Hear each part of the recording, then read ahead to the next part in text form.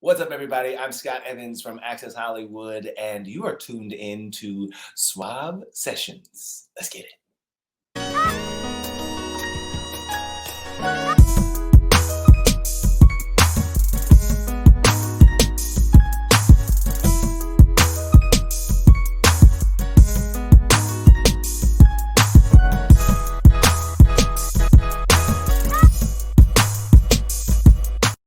All right, so Scott, thanks for joining us. I appreciate it.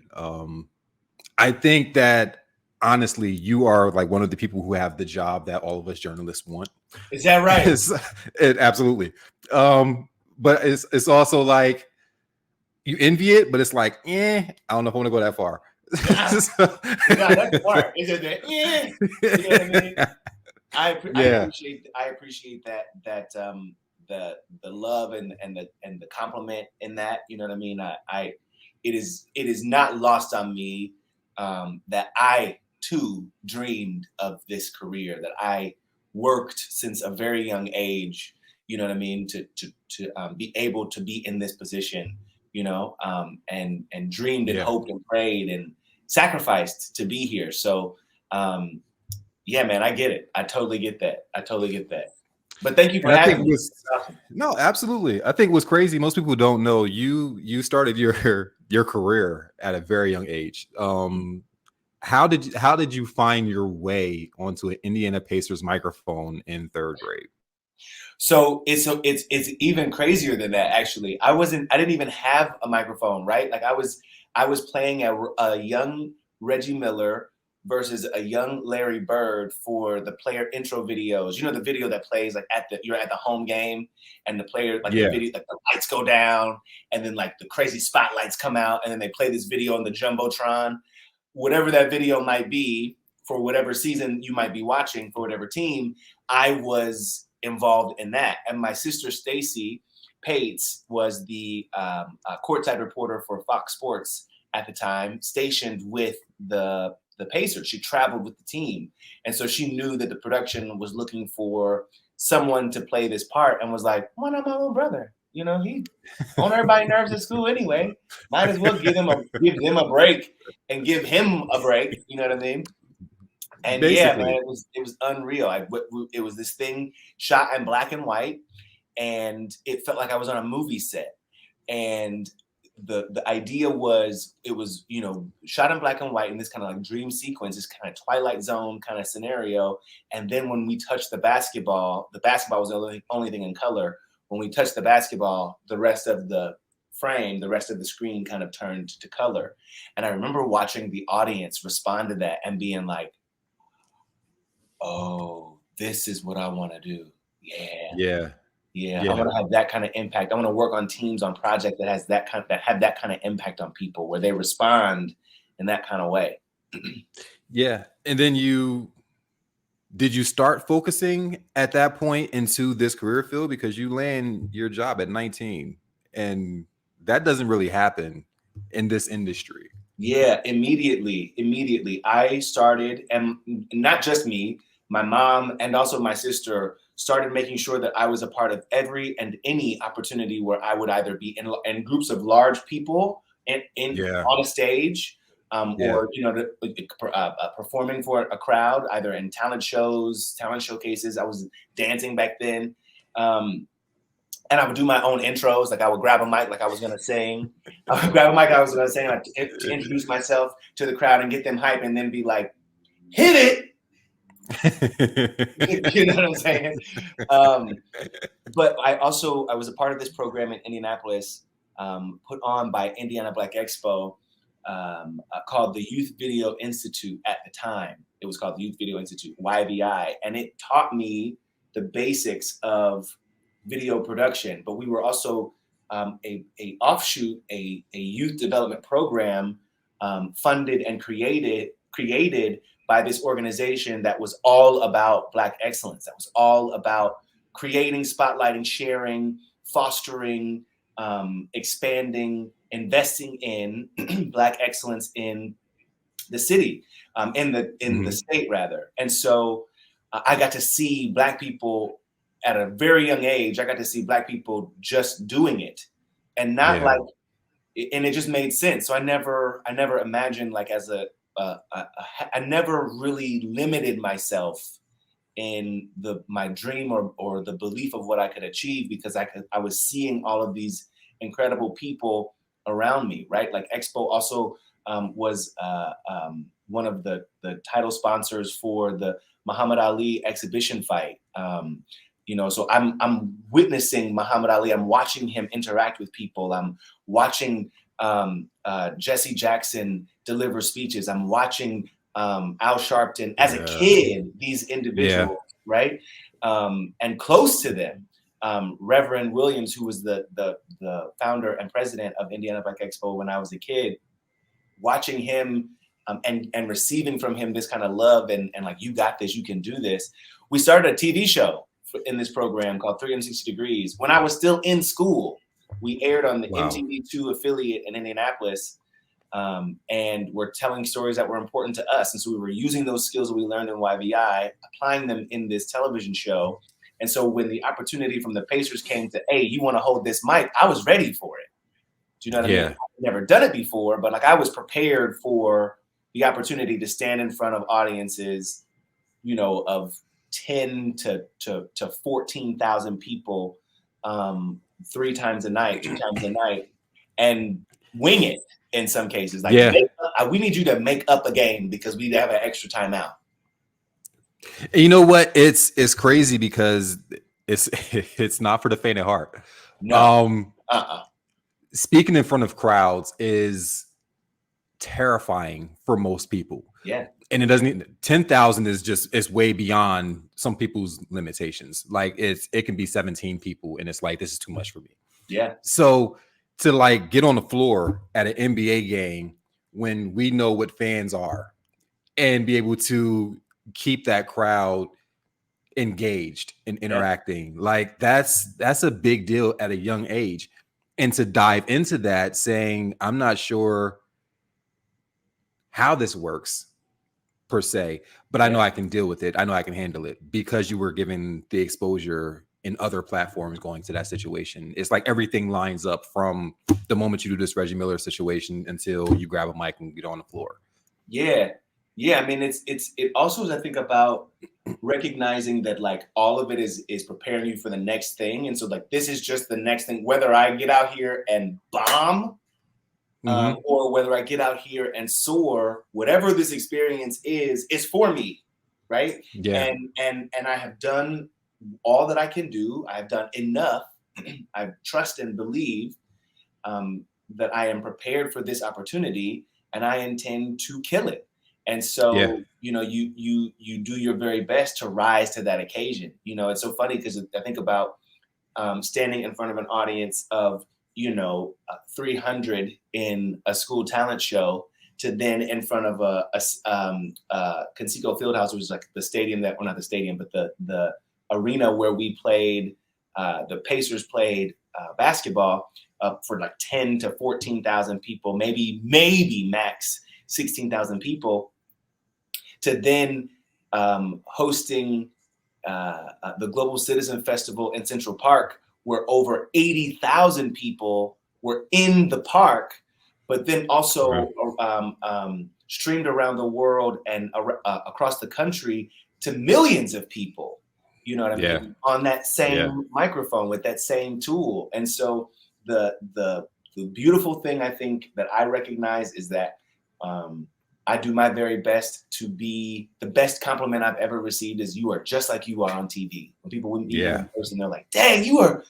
really just like you are on TV. Right. You're the same person.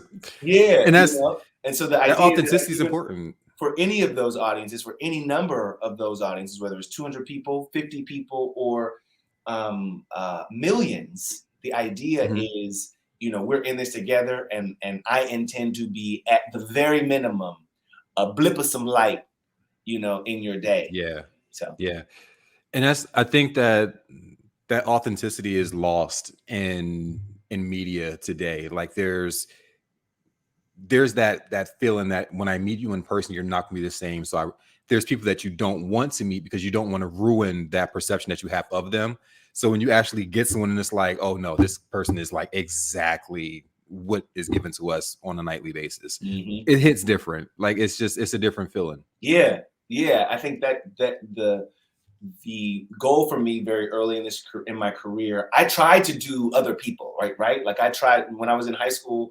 I hosted our television show in school, and I was known as around school, like you get the moniker, like you get like a thing in the yearbook, and I was the Black Seacrest, right?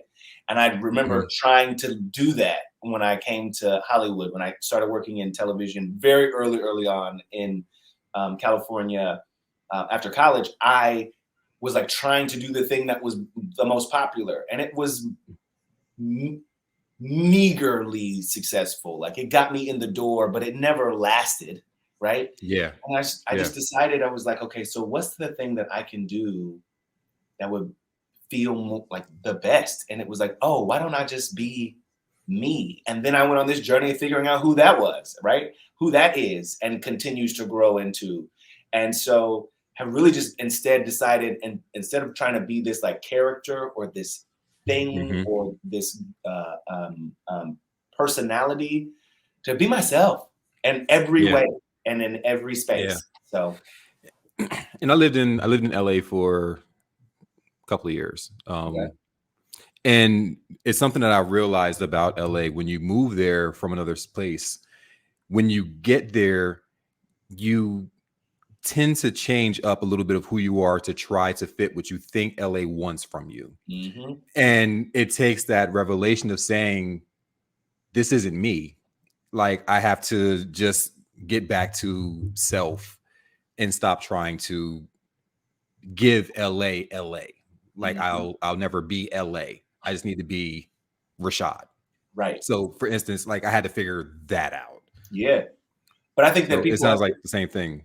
I think that you got to figure that out regardless of where you are, whether, you know what I mean? Like you get it 100%, right? Like if it's LA is the city where you live in, or if it's New York, if it's Albuquerque, right? Like Yeah. at some point you got Yeah. to get to like, who do I mean to be in this life? Yeah.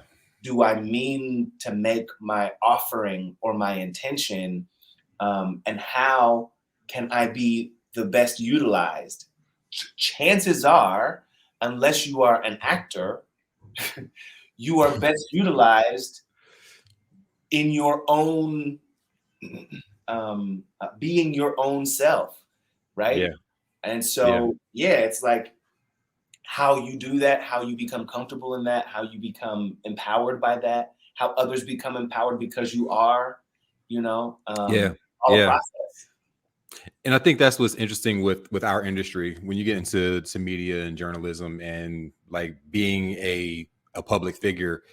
There's the thought process that you have to do the code switching, Right, but there's the understanding that ultimately what they want is that authentic person. Like right. they don't necessarily want you to try to code switch over to them. How important was it for you to realize that your representation of where you were and your personality and your story came through who you are to the television?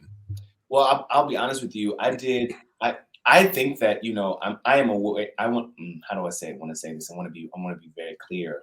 I understand the importance of the tactic or skill of code switching. I understand that in Mhm. spaces where it is unsafe for you to be 100% yourself, um, the Yeah. need to acclimate yourself or your delivery in a way that might be more um, uh,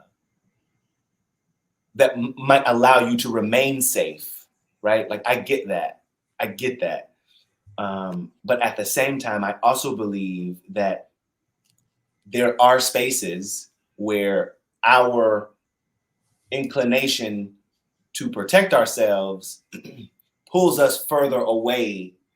from um, perhaps our goal, who we actually are, and the progress that we seek to fill, right, or Hmm. feel.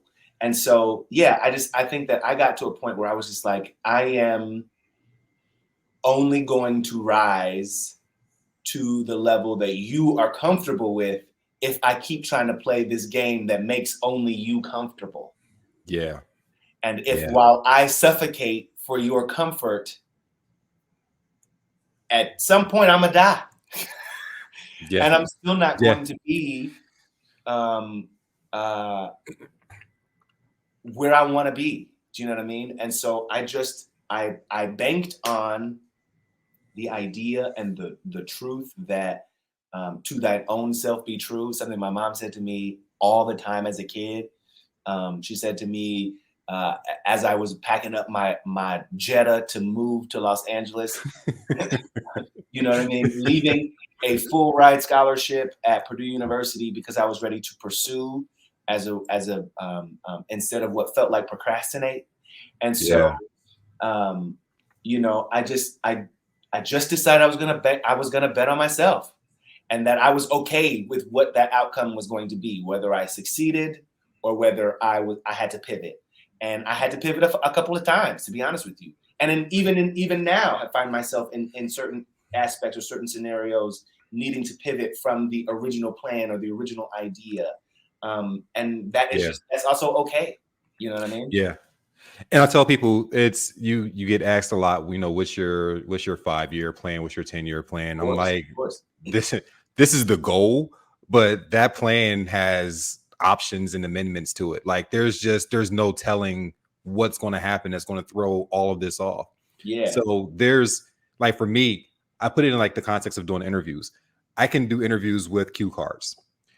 And if I do an interview with the cue card, depending on how you answer a question, those cue cards are out the window. Out the Like window. we're no longer even focused on this anymore because now I'm intrigued on this other thing that has Bro, nothing to do with this other stuff. it's a whole different conversation, and you have to be willing to, if your goal, if your intention is to honor the moment, you have to be Yeah. willing to roll with whatever that conversation grows into, right? And it's the same thing in life. One of the things I say all the time, you know, especially talking to young people who are in the pursuit of their dreams, regardless of whether they're in entertainment or communications or not, is to be very clear about what it Mhm. is you want to be and what it is you want to do and what it is you mean to offer, right? Not just what you want, Yeah. but what it is you intend to offer, and be Yeah. closely tethered to that, reminding yourself of that constantly, but releasing the idea that you know exactly how you're going to walk that out, right? Releasing It's the not gonna idea happen. that after this step comes this step, then this step, then this. And if it's not that, it's not success. Like you got to let that go. Because, baby, what I can tell you today is that the road I took to get to this place, you would not believe. And It's it's part of the really, I think, beautiful part of my experience are the moments that I never saw coming. You yeah. know what I mean? I think the surprises in life are what shows what you're really made of. Mm-hmm. Because it's like you said, the pivots are real. Real. And like real, like what state am I in now? Like it's like how did I get here? And you just have to figure out how that works. There's people that you thought were going to be like lifelong friends. And it's like I haven't spoke Mm-hmm. to you in like 3 years. And it just becomes you have to like really understand that life is going to throw some curveballs and you either hit it or you let it give you a strike. It's one or the other. So when you create your own production company, Mm-hmm. Summer Break Studios, Yeah. what inspired that? What was your intention behind doing that, and why did you feel like that was necessary? So the idea behind Summer Break really came out of a need, out of a desire to see more Black led stories, more queer stories being told in spaces that were everywhere between the niche to the mainstream, right? And Mhm. was had grown kind of tired of some of the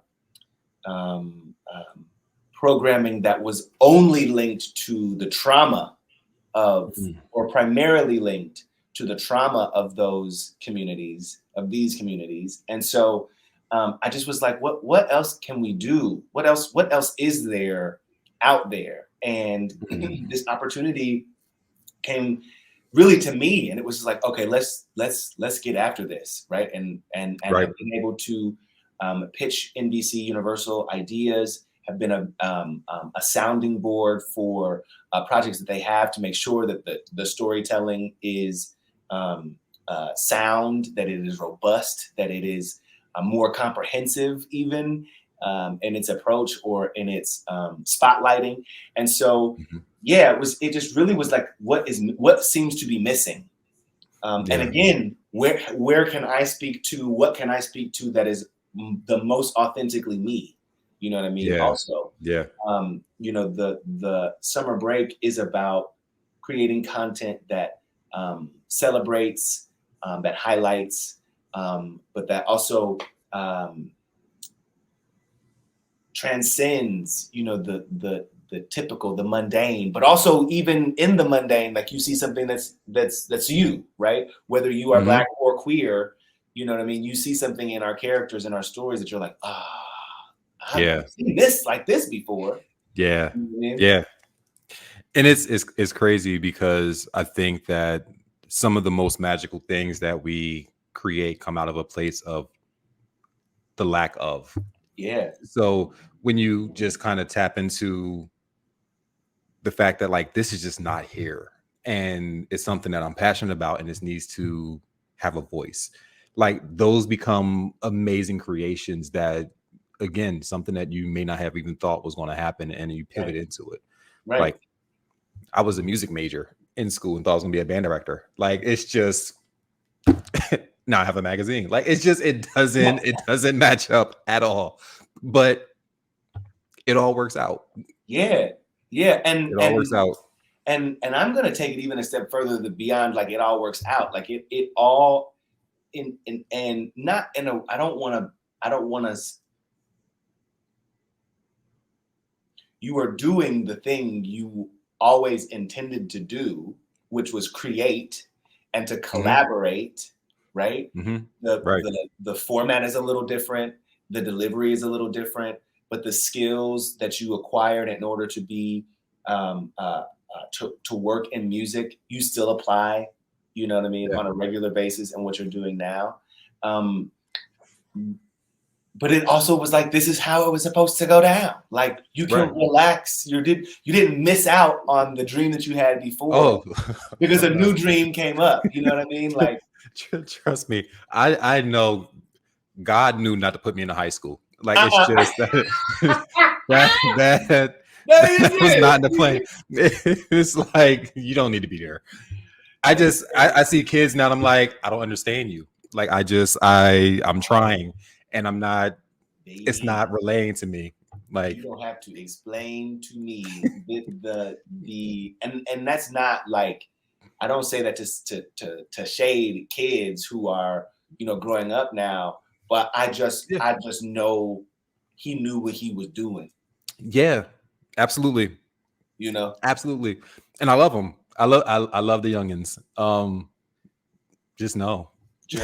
Like, there's a different level of everything with them that I just don't think that I would have been prepared for. Yeah, at a young age going into a school. And it's so funny that you so I am intensely passionate about young people. Like it is more rewarding to me to be speaking to and interacting with a group of young people in a classroom or after school than it is, you know, flying around the world and interviewing Tom Cruise, right? For this Mission Impossible movie. Like really and truly, it is. You could have said like flying to Palm Springs or like to, you know, but you know, it's. I was just drawn on like a recent occurrence. I was just drawing a thing that had just happened, you know. So wait, hold on. So for everyone that's listening or watching, before we started filming, I was informed that Scott went to Rome recently to go to the Mission Impossible 3 or Mission Impossible. What is this, 4? I think it's like 7. Okay. The new Mission Impossible premiere. Yeah, Dead Reckoning Part 1. Right, part 1, which means there will be a part 2. And he was there to interview Tom Cruise. Mm-hmm. So just so you understand the reference, like that's what happened. That's why, you know, this is fresh in his mind because he just got back from Rome.